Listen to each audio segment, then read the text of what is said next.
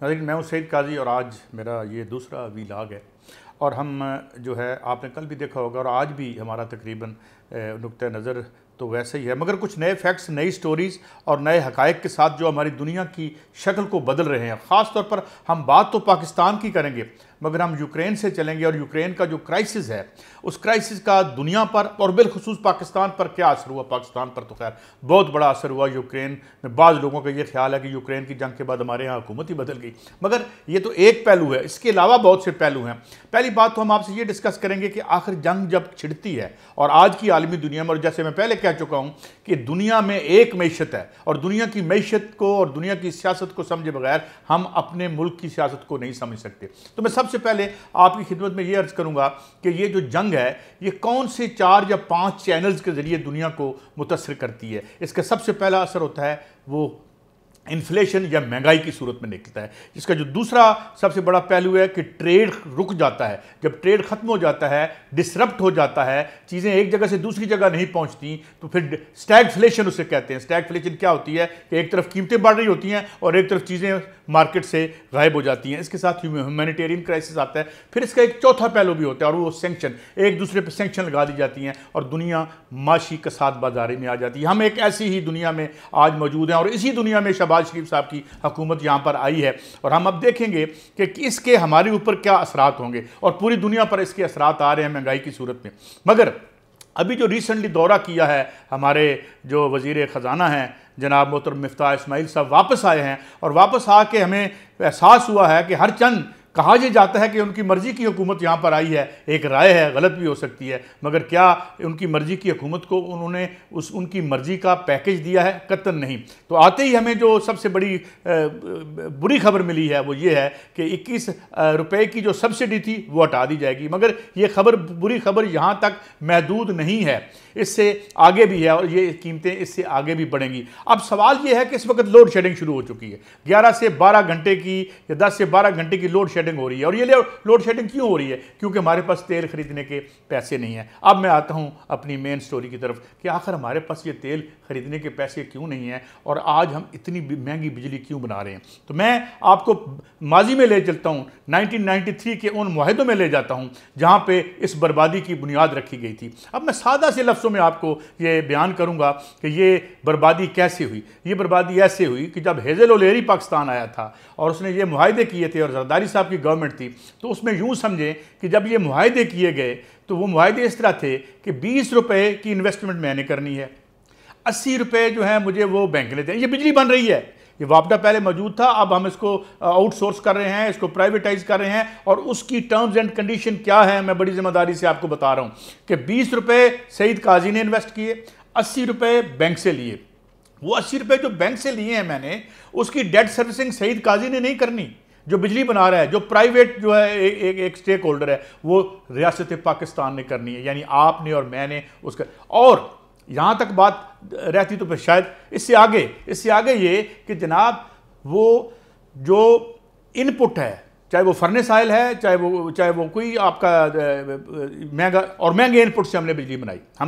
हमारे पास बेशुमार थे ज़राए, हमारे पास पानी था, है बल्कि सूरज है और हम जो है वो हवा से भी बिजली बना सकते हैं, मगर ऐसा कुछ नहीं हुआ। चुनाचे ये मुआहदे किए गए, उसके बाद बिजली महंगी होनी शुरू हो गई, उसके बाद लोड शेडिंग आई। लोड शेडिंग के बाद अब आप खुद गौर करें कि जब इन मुआहदों के साथ हम बिजली बनाएंगे तो फिर वो कैसे हम 2 या 3 या 4 रुपये का यूनिट देंगे।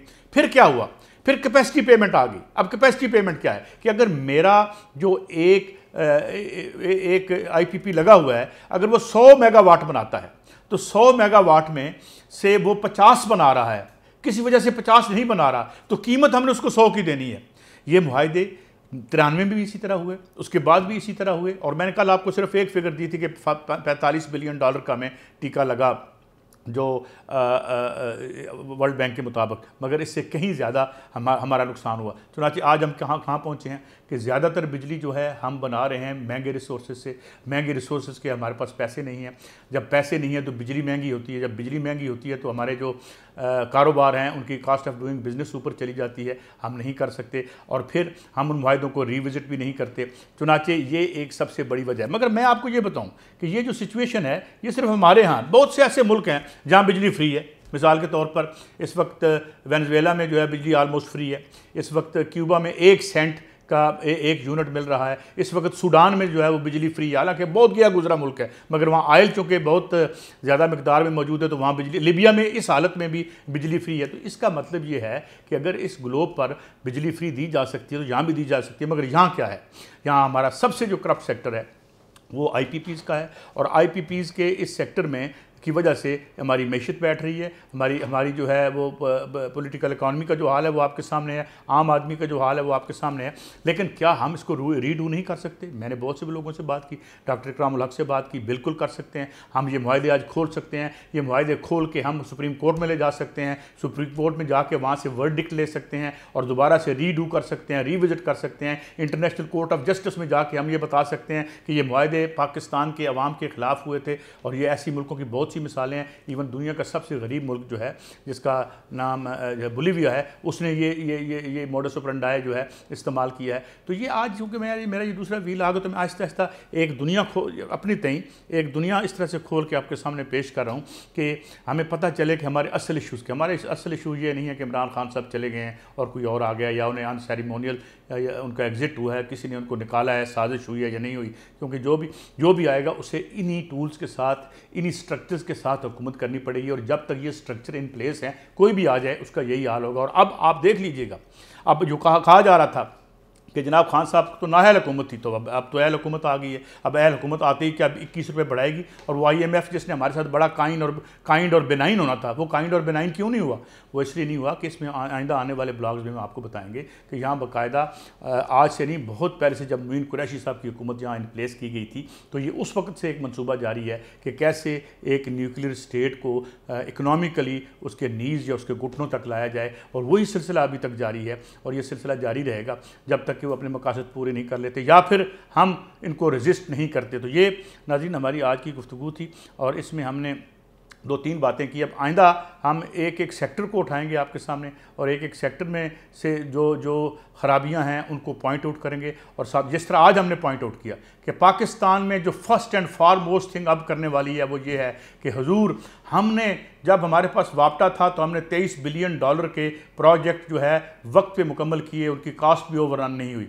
मगर उसके बाद जब हमने इसको अनबंडल क्या किया, उसको प्राइवेटाइज किया, उसके सेग्रीगेट कर दिया। ये दुनिया का दूसरा बड़ा कंबाइंड प्रोजेक्ट था जापान के बाद जो हमने बनाया था और अयूब खान के दौर उसके बाद बना। ये एक नहीं, मैं बहुत सारे इदारों की बात करूंगा आपके साथ। PTCL की बात, जो आप PTCL है कि जो किसी ज़माने में PTC होता था, उसका बेड़ा कैसे गर्क हुआ, उस पर भी हम कल आइंदा आने वाले ब्लॉग में आपसे बात करेंगे। तो इनको हमने रिविजिट कैसे करना है, हमने ठीक कैसे कर सकते हैं, क्योंकि अगर हमने ठीक ना किया तो मेरे कल का ब्लॉग जिन दोस्तों ने देखा है उन्हें याद रखना चाहिए कि श्रीलंका के साथ क्या हुआ। श्रीलंका के साथ जो हुआ उससे बचने के लिए हमें क्या करना पड़ेगा, कौन से इक़दाम करने पड़ेंगे। तो उसमें से सबसे पहला कदम तो ये है कि आप हमें कुछ ना दिखाएं, हमें ना बताएं कि ये जनाब की डी मार्च क्या था और ये जो केबल आई है क्या थी। हमें सिर्फ पाकिस्तान और अमेरिका के 1993 में होने वाले IPPs के मुआहदे बता दें और उसके साथ हमें ये बता दें कि जब पाकिस्तान को लोन मिलता है और कर्जा मिलता है तो उसके साथ ये शर्त क्यों होती है कि पहले आप IPPs की पेमेंट करेंगे। उसकी वजह यह है कि आलमी मालियाती इदारों के झैली मालियाती इदारे जो कर्जे देते हैं उनकी इन्वेस्टमेंट है। वो कहते हैं पहले हमारे नाजायज़ प्रॉफिट दो, फिर हम तुम्हें ये कर्जे की एक छोटी सी किस्त रिलीज़ कर देंगे।